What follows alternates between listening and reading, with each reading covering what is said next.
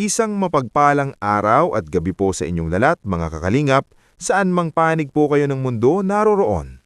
As usual, muli po kayong nagbabanik dito sa aking YouTube channel, ang inyong kakalingap na laging handang maghatid ng mga update, obserbasyon at usaping may kinalaman sa Team Kalingap. At sa araw na ito, meron na naman po tayong panibagong vlog na tiyak nakaabang-abang. Pag-uusapan po natin ngayon ang isang mainit na paksa, ang tungkol po sa mga love team at tandem sa Team Kalingap. Mga tandem na minsan ay kinilig tayo, sinuportahan, inabangan. Pero ngayon, isa-isa na nating nakikitang unti-unting humihinto o pansamantalang isinasantabi. Kahapon nga po, malinaw na inihayag ng isa sa mga miyembro na ititigil muna ang kanilang tandem. At kung ating bibilangin, pangatlo na po ito. Kaya ang tanong ngayon ng marami, sino ang susunod? Pero bago po tayo dumiretso dyan, kung kayo po ay bago pa lamang sa channel na ito at hindi pa po kayo nakasubscribe, huwag po nating kalimutang pindutin ang subscribe button at i-click na rin po ang notification bell para updated po kayo sa lahat ng aking uploads. At kung okay lang po, suportahan din po natin ang ating mga kasamahan, lalo na ang ating mga Lingap partners. At higit sa lahat, sina Kuya Val Santos Matubang at Kalingap Rab. Pati na rin po ang bagong channel ni Kalingap Rab na Rab Matubang. Maraming salamat po sa patuloy ninyong suporta. Ngayon, tuloy na po tayo sa ating paksa. Napapansin po natin na sa kasalukuyan, halos wala na tayong nakikitang love team sa main channel ng Team Kalingap. Yung iba napapasilip natin sa Kalingap Tahanan, pero sa main channel, halos wala na. Samantalang alam naman po natin na noon, ang mga love team na ito ay trending, pinag-uusapan, at talagang inaabangan ng marami. Kaya ngayon, mapapaisip ka talaga. Ito po ba ay bahagi ng paglilinis o pag-aayos ng content ng Team Kalingap? Isang hakbang para mabawasan ng bashing, intriga, at mga isyong nagiging sanhi ng gulo sa community? Dahil aminin po natin, marami pong naging buzzers at kontrobersya na nagsimula sa mga partnership at love team. At ngayon, isa-isa na nating nakikitang nagre-reveal at nagiging honest ang ilan, na pansamantalang muna nilang ihihinto ang kanilang tandem. Balikan po natin. Una, naaalala natin sina Eden at Pong na malinaw na nagpaliwanag kung bakit mas pinili nilang munang mag-focus sa personal na buhay at future. Sumunod naman sina Ryan at Jovi kung saan nakita natin ang hirap, emosyon at bigat ng desisyon pero piniling maging totoo para sa pamilya at sa sarili. At kahapon nga po, nadagdagan na naman, sina Carl at Julian.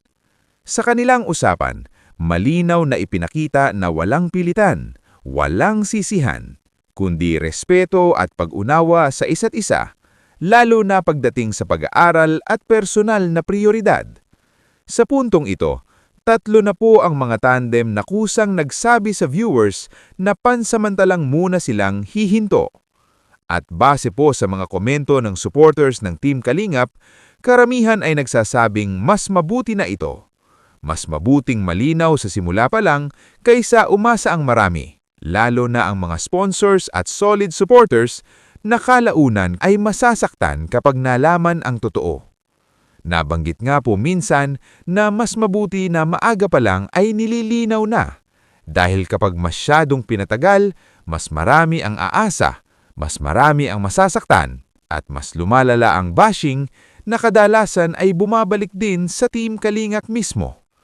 Ngayon, babalik tayo sa tanong ng marami. Sino ang susunod? Kung titignan natin ang mga natitirang malalakas na tandem, sabihin na lang natin ang Ed C, Jomcar at Mikris. Mayroon po kaya sa kanila ang maglalakas ng loob na magsabi ng totoo at ihayag na mas mainam munang hihinto?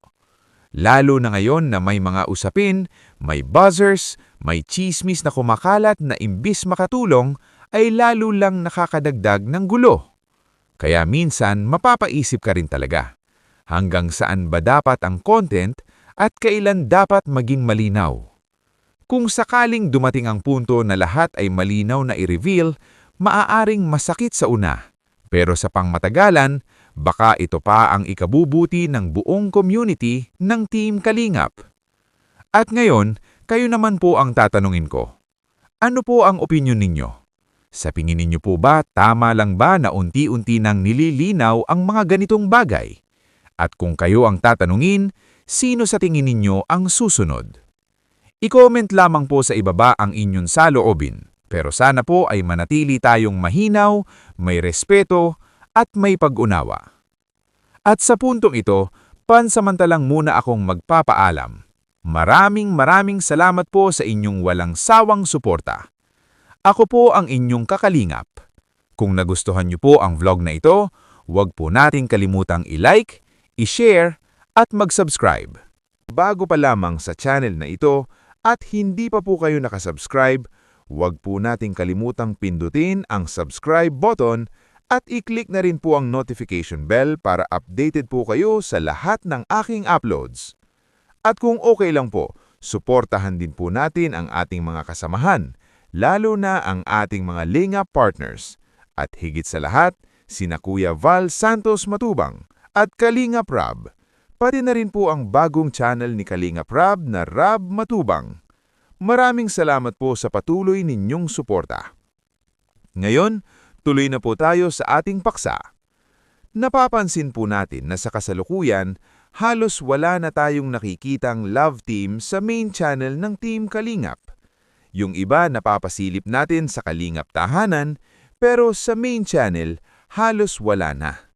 Samantalang alam naman po natin na noon, ang mga love team na ito ay trending, pinag-uusapan, at talagang inaabangan ng marami. Kaya ngayon, mapapaisip ka talaga. Ito po ba ay bahagi ng paglilinis o pag-aayos ng content ng Team Kalingap? Isang hakbang para mabawasan ng bashing, intriga, at mga isyong nagiging sanhi ng gulo sa community?